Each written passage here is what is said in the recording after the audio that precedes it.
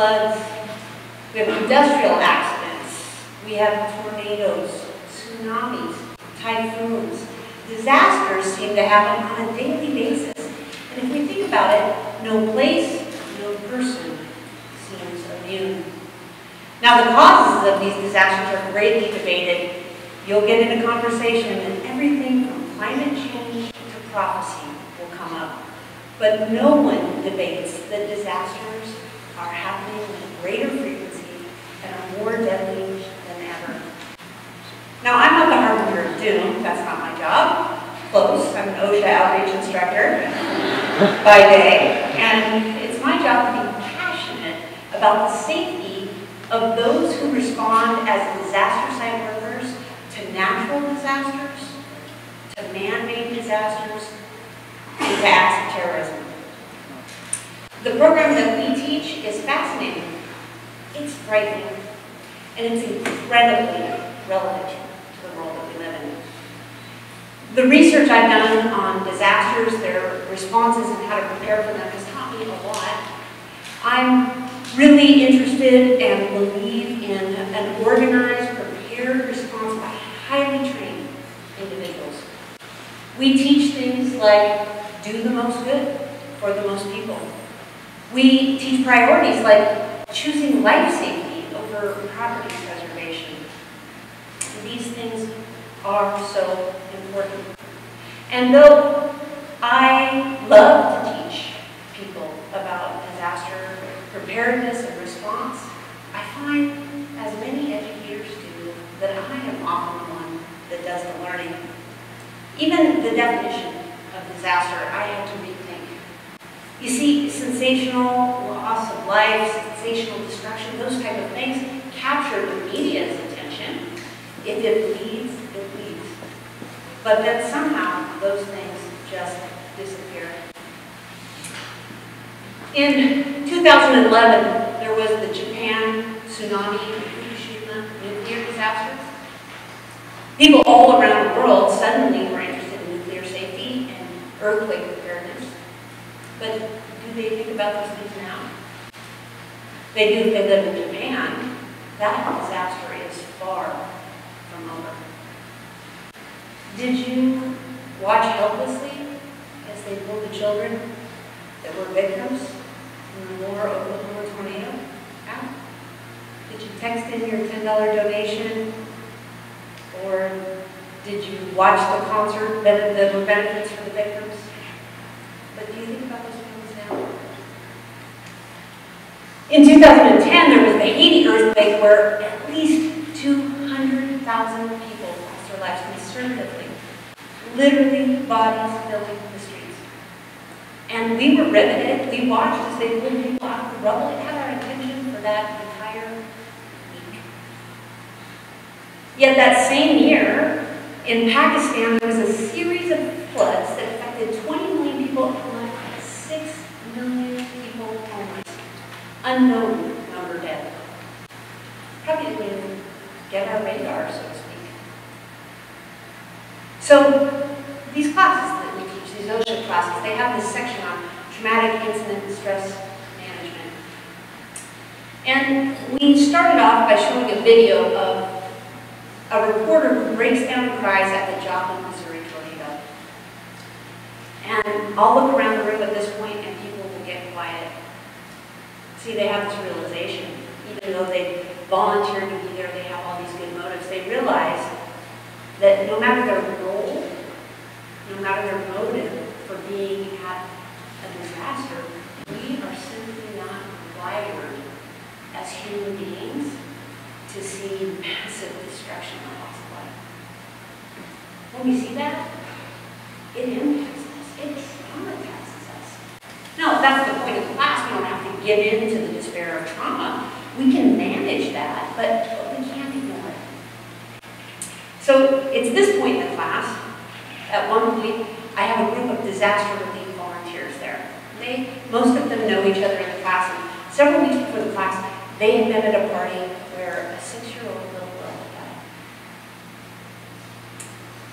And so I get to this part about traumatic incident stress management, and I look out into the audience, and in the front row on the right-hand side, I have a gentleman who starts His wife looks away pretty stoically. 3 rows back, his mother and daughter, they're criers.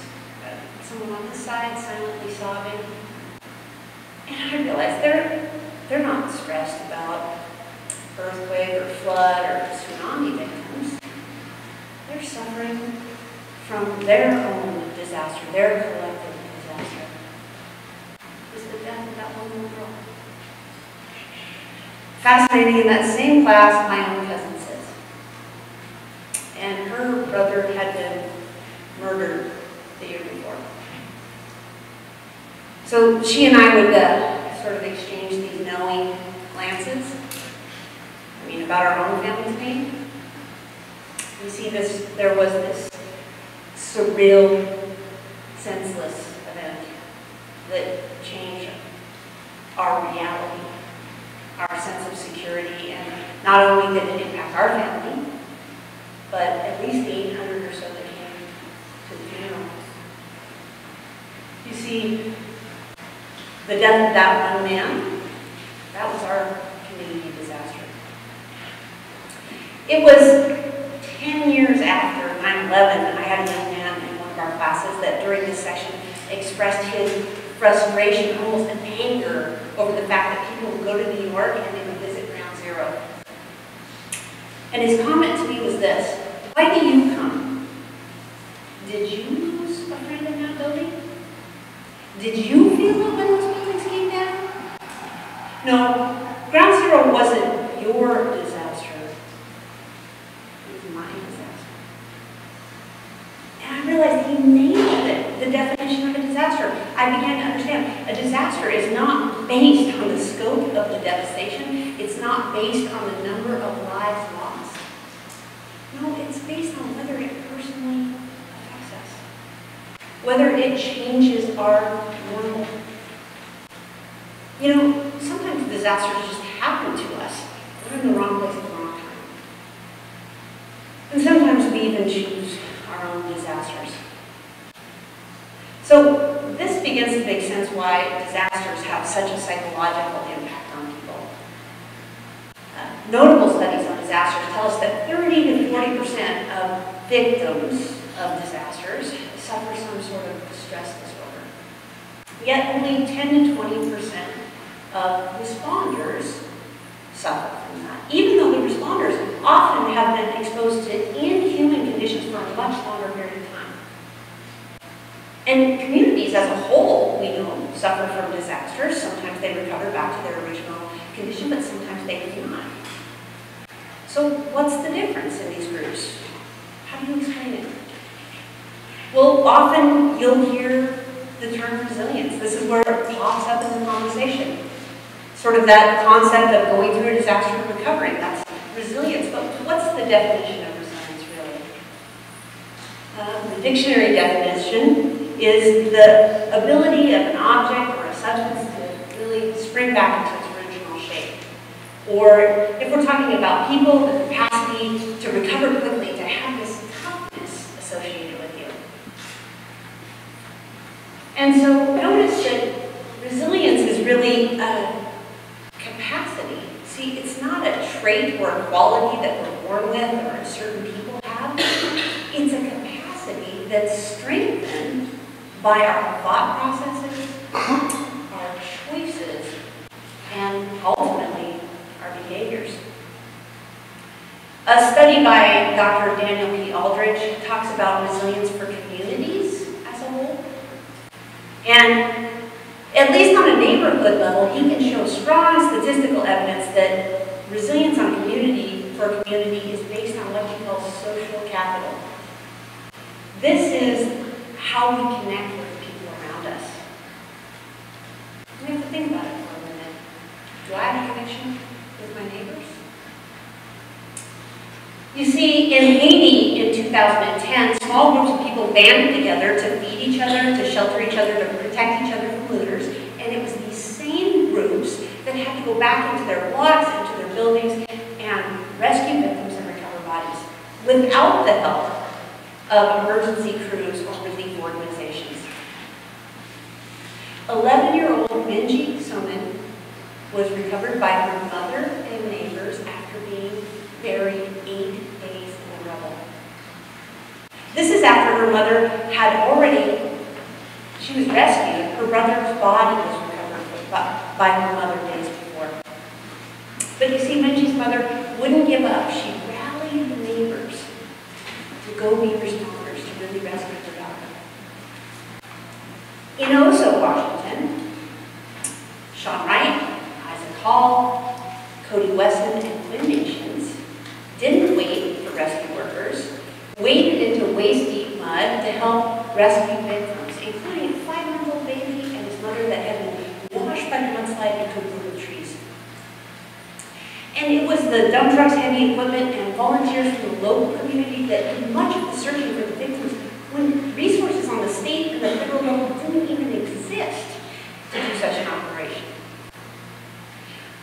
The picture in the corner is Frank and Rhonda Cook. They responded the morning of the disaster and stayed until the very last body was recovered from the landslide. In Japan, in 2014, there was a typhoon that dropped 32 inches of rain in one day. Now, think about that, 32 inches of rain in one day. Mudslides happened across the region, cost the lives of 39 people. And yet, after escaping from her own home, Kayoko Nakamizu went door to door, checking on her neighbors, helping to rescue one, and assisting in the evacuation of others. Now, technically, all of those people have something in common. They were victims of their disaster. They could have surrendered to the cyclone of helplessness and despondency that comes with these kind of events. They could have waited for someone else to come help them get back to their normal. But instead, they figuratively rose from the rubble, shook themselves off, and started to dig out those around them. They didn't focus on their own losses or troubles, but really on helping people. And in that process, they transformed themselves from victims into responders. Now, responders can find meaning in a disaster, in the despair. They can find camaraderie with other responders.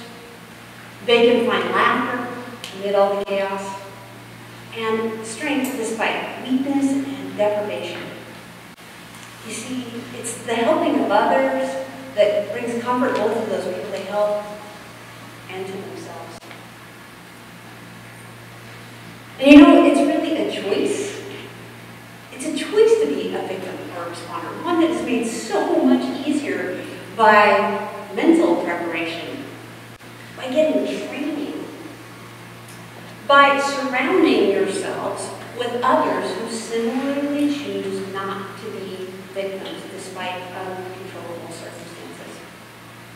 You see, at the end of the day, you choose to be resilient before the disaster ever happens. Resilience is also linked to happiness. Now, studies on post-traumatic growth tell us that some people that go through disasters actually come out the other side with a renewed appreciation for life. New priorities, warmer, more intimate relationships, and even spiritual development. It's not that responders don't grieve or have to go through that process. They do. They go through denial, anger, bargaining, depression, and acceptance. But they do this so much quicker than victims. And they really almost can bridge that depression part by embracing the last step, which is acceptance. See, I would argue that responders understand that acceptance or recovery is going to be to a new normal. The definition of resilience is a little bit flawed if we apply the physical one to people because, you know, we don't spring back to our original condition. We don't, just a familiar one.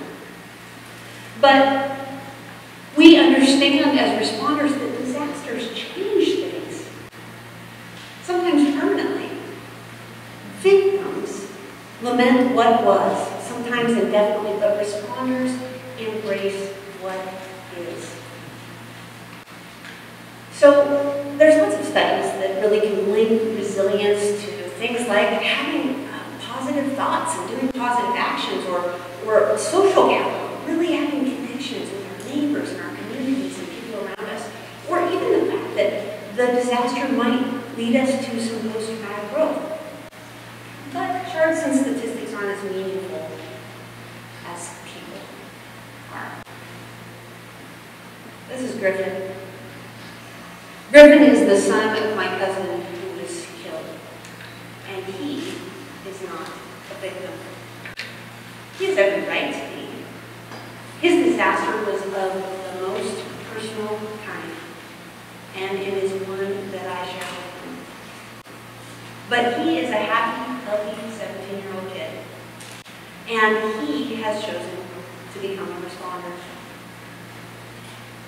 Along with me, Griff is a volunteer firefighter at a local community, and he is a kind, generous member of this community, and he loves helping people. Griff makes a point to bring comfort to those around him, and he does that, especially for me. You know, disasters continue to happen at an alarming rate, and our own personal disasters probably unavoidable. So before you're faced with this situation, before you have to make some choices, ask yourself, am I a victim? Or am I going to be a responder? Now, it's my wish to you that you become a responder. You do that by making the choice now, by preparing, by getting some training, by surrounding yourself with people that want to be responders, and never missing an opportunity to help those around you. But whatever